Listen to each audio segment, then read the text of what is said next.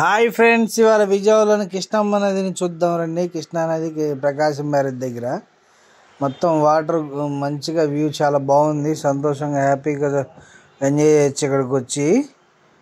అలా వ్యూ మాత్రం చాలా బాగుంది, చూస్తూ ఉండాలనిపించింది కొద్దిసేపు.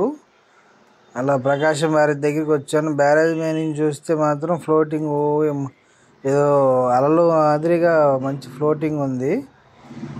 ఆగి చూస్తే కళ్ళు తిరుగుతున్నాయని అలా ఇచ్చేసాము. అలా ముందుకు వెళ్తూ ఉన్నాం. అది కృష్ణాది ఫ్లోటింగ్ మాత్రం భయంకరంగా ఉంది. అలా ముందుకెళ్తే మన చంద్రబాబు నాయుడు గారి ఇంటికి వెళ్ళే దారిలో ఈ బ్రిడ్జు. అలా బ్రిడ్జ్ దాటుకొని అలా ముందుకెళ్తే రైట్ సైడ్ స్విమ్మింగ్ కూడా చేయొచ్చు. కాబట్టి ఇప్పుడు వద్దులే, కొట్టుకుపోతాం.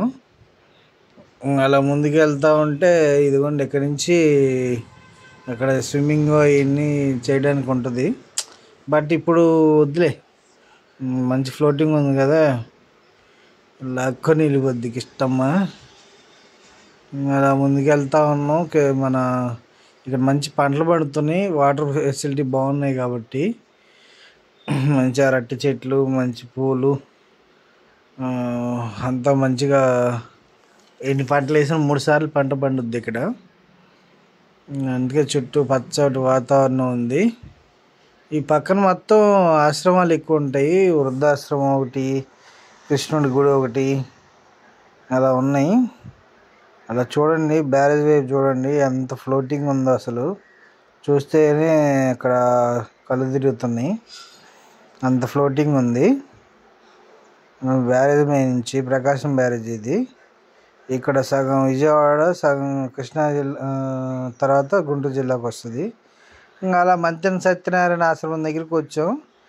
వెయిట్ ఏమైనా తగ్గుదామని జాయిన్ అవుదామని వస్తే మనలాంటి సామాన్యులు జాయిన్ అవ్వలేని పరిస్థితి. అంటే 15 రోజులకి 36,000 అంత ప్యాకేజ్ ఉంది. ఇదిగోండి పక్కనే కృష్ణానది ఆనుకునే ఉంటుంది. అదిగోండి బోట్లు కూడా అక్కడే ఉన్నాయి. అంటే ఫ్లోటింగ్ కొట్టుపోకుండా కట్టి పెట్టారు. అలా ఒక ఆశ్రమం చుట్టూ ఒక రౌండ్ వేసాము.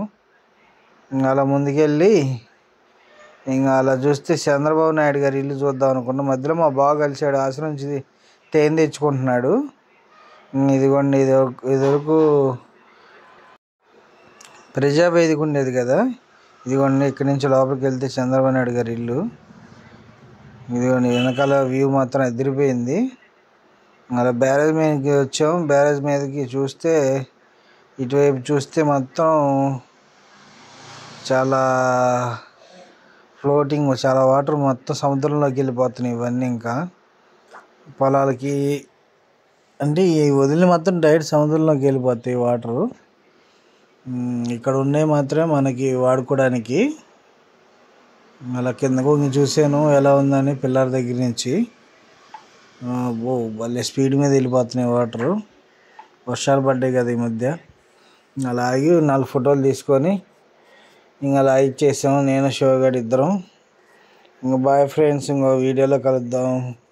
కృష్ణానదిని మొత్తం ఇలా వ్యూ బాగుంది. ఇంకో వీడియోలో